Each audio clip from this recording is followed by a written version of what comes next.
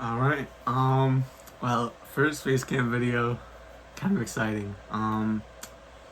Today, I'm gonna, well, I'm gonna ahead of myself. I'm gonna start doing this type of content from now on just because I really like talking about IndyCar and Indy NXT. It's my favorite racing series right now. It has my favorite drivers in it, so why not use the small platform that I have and bigger platforms on Twitter and TikTok to talk about IndyCar. But today we're going to be talking about how Indy NXT, how the talent pool is sort of, I don't know what the word is, skewed, I guess, like misrepresented, I guess, how US talent pool specifically is getting misrepresented by, as a result of Dennis Hauger domination, really, like, the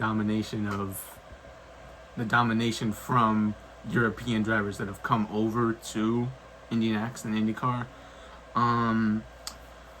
But the first part that I'm going to talk about is how that's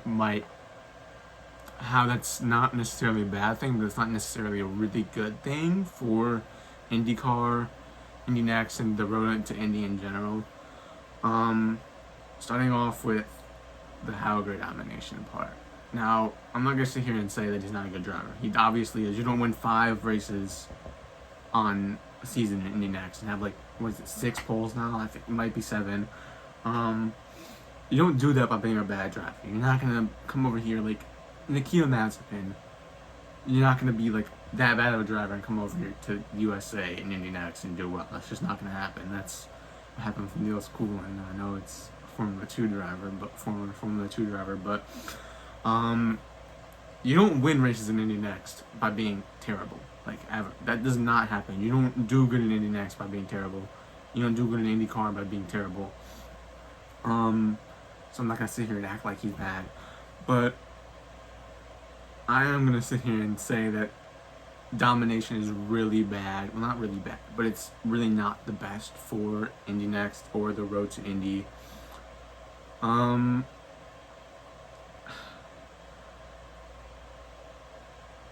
to gather my thoughts here. So, really, Indy NXT is supposed to be the proving ground, and the proving ground for IndyCar, I should say.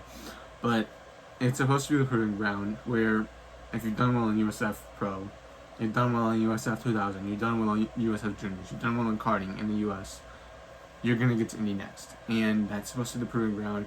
You're on the IndyCar support bill every single race weekend, and on the same tracks, ovals, like proper ovals now, not just like the small, short, little, almost flat ovals like in USF. But it's supposed to be the proving ground. Now, Dennis Hauger is obviously a very proven driver. He's won in Formula 2 and in Formula 3. I'm pretty sure he was Formula 3 champion at some point. I don't think top Formula 2 championship ever, but it's supposed to be the proving ground. And when you have very proven drivers coming in to a series that's supposed to be for unproven drivers, it almost invalidates those drivers that are unproven, because IndyCar teams are going to see that proven driver come in and dominate. They're not necessarily going to think about, okay, what about this driver, for example, Lucky Hughes, who's done well in USF and the road to Indy in general, and now is winning a few times and gotten several podiums this year in Indy NXT. They're not going to see that type of driver and be like, we want him. They're going to see Dennis Hauger instead. And they're going to be like, okay, no, we want him because he's going to be a better driver. And that's not necessarily a bad thing, but it's frustrating seeing drivers that have done really good just not get the shot that they deserve because European talent is coming over here and really messing up the whole thing. I'm not saying that every single driver deserves a shot in IndyCar. I mean, they do, but not every driver is going to get that shot realistically. Not every driver is going to get a shot in F1. Not every driver is going to get a shot in the WEC, for example, in hypercar. Like, that's just not going to happen. I'm not saying that needs to happen. I'm just saying in my opinion, drivers that are working very hard to get to the level they are at should be in the conversation for IndyCar drive. And when you have drivers that are already in that conversation, making those drivers that aren't in that conversation just yet look really bad, that's just really bad for the U.S. talent pool specifically. Now, Kyle Collette, also, I'll add him in the conversation too. He's done good in Indy NXT. He's a former Formula 3 driver. Won a few races, I'm pretty sure. Several pole positions. I've seen him race in person at Mid-Ohio last year when he had his first pole and his first win in Indy NXT. He's a good driver too. Like, there's no doubt about it. If you, not even just him, I mean every driver in Indy NXT, bar maybe 2 or 3, they're very good drivers. Like, best of the best, probably some of the best in the USA and really in North America right now. I'm not gonna sit here and say he's a bad driver. He's not, but in my opinion, he just doesn't.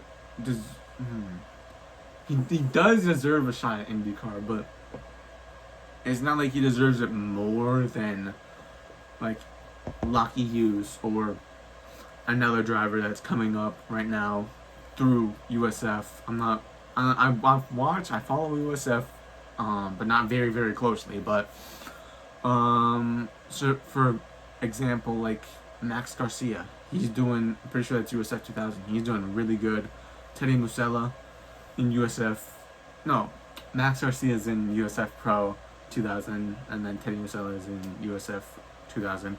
They're both doing very good. They're gonna be in Indy next year or in the next few years, and I wouldn't be surprised to see them in IndyCar at some point by 2030 probably.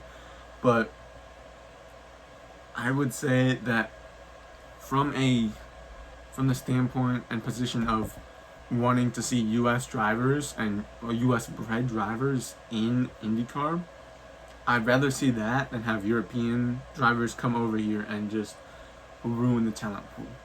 I'm not saying European drivers coming over is a very, very bad thing, because it's not. It's really good because it's good for IndyCar specifically. But because it offers like a benchmark, because a lot of people view IndyCar as not the same level as F1, but I would very strongly argue, and honestly I really do think that IndyCar has more talented drivers than F1 in some ways, but I would say that actually you could apply that to Indy NXT too. It does, on the positive side, it does provide that benchmark that an F1 fan might want to see coming over as a new fan. But I guess the problem I have is when a driver comes through, dominates, and then people think that like every other driver in that series is really bad, because that's just not the case. You know, like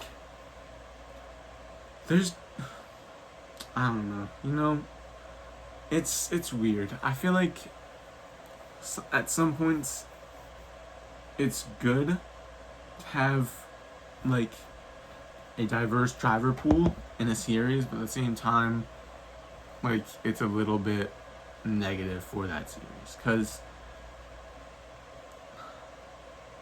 I don't really know. It's just a whole mixed bag. I might be blowing this way out of proportion, but in my opinion, I feel like European drivers coming over and just completely cooking the rest of the field in Indy NXT is just not the best thing. Quite frankly, I think that those drivers should be in IndyCar right now, but there's just not enough seats. But it's, I don't know. I don't know what can be done. You can't ban drivers from a series for no reason. I don't know. I have to think about that. But some drivers that I do think 100% deserve a shot in IndyCar right now. Well, maybe not like right now. I'm not saying throw them in IndyCar right now, but Indy NXT drivers that deserve a shot in IndyCar right now, I should say. Miles Rowe, I'm biased because I'm a fan of his, but he did good in USF and the road to Indy. He did really. I mean, this season has been a big step up from last year. Last year was his rookie season. He had a lot to learn in the NXT car, but yeah, I think Miles Rowe has a lot of potential, but he just needs to work on his consistency and his over a lap. I mean, his one lap pace in qualifying isn't even that bad, but he just needs to work on his consistency. Because some weekends he's P3, other weekends he's P8. And Able Motorsports, they have good cars. Oh, holy voice crack. They always have good cars, or almost always have pretty decent cars that can contend for a podium on a day where Dennis Hauger or Kyle Collette aren't one too. But another driver, definitely Lockie Hughes. You give him maybe one more season in Indy NXT, he's gonna be up there. I'm telling you, if Dennis Hauger and Kyle Collette go off to IMSA, WEC, wherever they go, if they don't end up in IndyCar, or even if they end up in IndyCar, I'm telling you, Lockie Hughes is going to be the 2026 Indy NXT champion if he doesn't end up in IndyCar next year. Mark my words. If he doesn't, come back to this video and flame me, okay? Honestly, I would almost say Jacob Abel, but I just remembered he's in IndyCar now. Yeah. I feel like actually that makes me think about a really good point. Would Jacob Abel have gone to IndyCar if Dennis Hauger was racing in Indy NXT last year?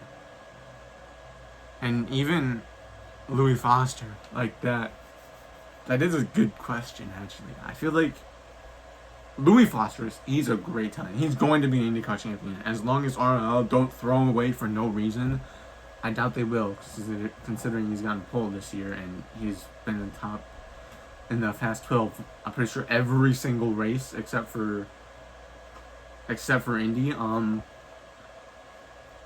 Louis Foster's a great driver. He's gonna be an IndyCar champion.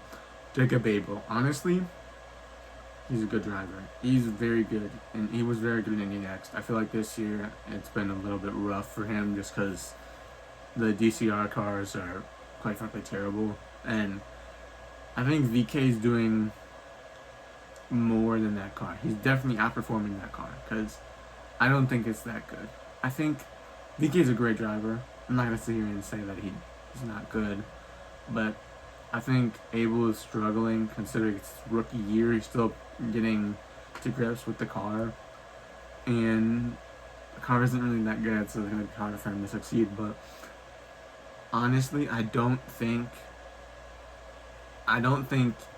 Abel would have made it to IndyCar if Hauger was there.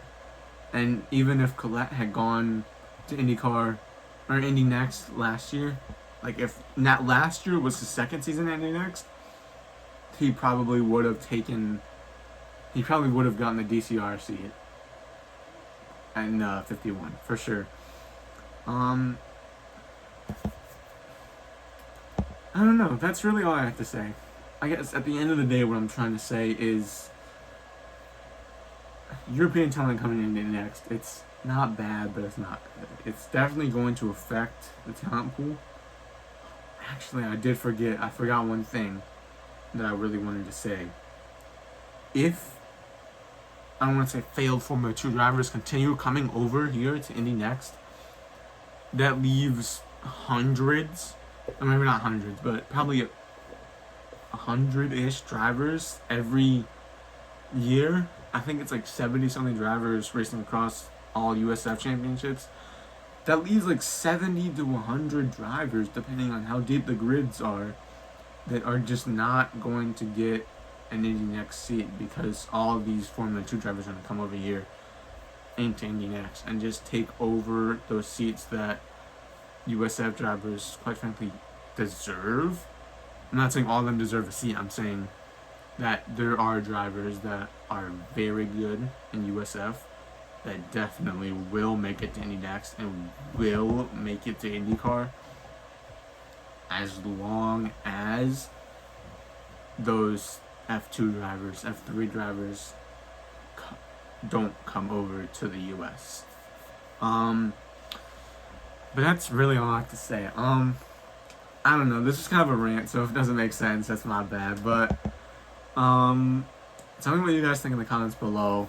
In my opinion, Indy NXT is a great series. If you love racing, you go to Indy NXT, you go to IndyCar, but I think that Indy NXT, I don't think they need to do anything about drivers coming over here, but I think that teams, Indy NXT teams, and even IndyCar teams should maybe value the talent that is in Indy NXT and USF a little bit more, because we don't want IndyCar to just become a series that is just for failed Formula 2 drivers to come and dominate. Like,